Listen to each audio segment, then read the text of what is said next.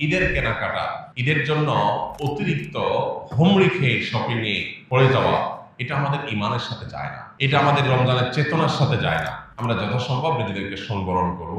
আর ঈদের শপিং যদি করতে যাই, আমার আশেপাশে থাকা বহু মধ্যবিত্ত, নিম্ন মধ্যবিত্ত, বহু গরিব, অভাবী, অসহায় মানুষ আছে যারা মানুষের কাছে হাত পাততে পারে না। তাদের বাসা বাড়িতে বহু তিন পরিবার আছে, বহু বাচ্চাহারা বাবা আছে, বহু মা হারা বাচ্চা আছে, বাবা হারা বাচ্চা আছে। তাদেরকে আমরা এই ঈদ উপলক্ষে আমার বাচ্চাদের সাথে সাথে তাদের জন্য আমরা শপিং করার চেষ্টা করব। আমাদের বাচ্চাদের সামনে যে সমস্ত ভিডিও ফুটেজগুলো আসে ঈদের কেনাকাটা, সেগুলো হলো উন্মাদনা। বিশাল বাজেট নিয়ে গেছে, এই সবটুকু আমার, সব টাকা দিয়ে আমি কিনবো, যা খুশি তা করবো।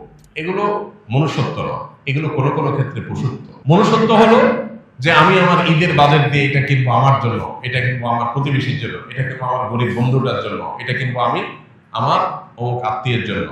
সবাইকে আমার ঈদের আনন্দের সামিল করার চেষ্টা করব।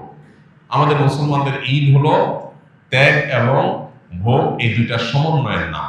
শুধু ভোগ এটা কখনো ঈদ হতে পারে না। মুসলমানের ঈদে অন্তত শুধু ভোগ থাকতে পারে না। বিধায় আমাদের ঈদের আনন্দের জন্য শুধু আমাদের জন্য না হয়, আশপাশের জন্য হয়। আমাদের বাজেটের একটা অংশ যেন অন্যদের সঙ্গে শেয়ার করে আমরা করতে পারি। বাকাউতি করা, গর্ব করা এবং অন্যদের সাথে কম্পিটিশন করা, এটা কোনো আমাদের ঈমানের সাথে যায় না। আল্লাহ আমাদেরকে বোঝার তৌফিক দান করুন, আল্লাহ আমাদের সংশোধিত হওয়ার তৌফিক দান করুন। রমজানের শেষ দশকটা আমরা শপিং মলে না কাটিয়ে মসজিদে ইবাদত বন্দেগীতে আমরা কাটাবার চেষ্টা করবো ইনশাআল্লাহ। এবং ঈদ প্রকৃত অর্থে তাদের জন্যই যারা ইবাদত বন্দেগী সঠিকভাবে করতে পেরেছে। ভাইরা আমার, রমজান শেষ হয়ে আসছে, আমরা রমজানের শেষ দশকে এনে কামল করবো ইনশাআল্লাহ। প্রতিদিন একটিবার হলেও চোখের পানি ফেলে আল্লাহ রাব্বুল আলামিনের কাছে ফিলিস্তিনের নির্যাতিত মানুষগুলোর জন্য দোয়া করব।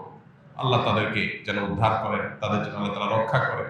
আর আমাদের যে ভাবলেশহীনতা, আমাদের যে এই সম্পর্কে একেবারে দায়িত্ব জ্ঞানহীন আচরণ, আল্লাহ যেন আমাদের এই আচরণটাকে পরিবর্তন করে দেন। ঈমানের চেতনা যেন আমাদের মধ্যে জাগায় দেন এবং আমাদেরকে যেন আল্লাহ তাআলা মাফ করেন।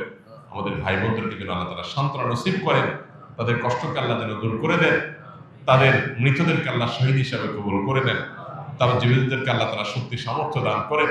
মুসলিম শাসকদের ঈমানের শক্তি আল্লাহ তাআলা শানিত করে দেন, তাদের ঈমানের দায়িত্ব পালন করার তৌফিক দান করুন। এমনকি অমুসলিমদের মধ্যে মানবিক মূল্যবোধকে আল্লাহ তাআলা জাগ্রত করে দেন। তারা যেন এই বিশ্বের ইতিহাসের সবচেয়ে বর্বরচিত অমানবিক আচরণের বিরুদ্ধে লড়াই করতে পারেন। এই বিশ্বের একজন বাসিন্দা হিসাবে আমাদের লজ্জা হওয়া উচিত।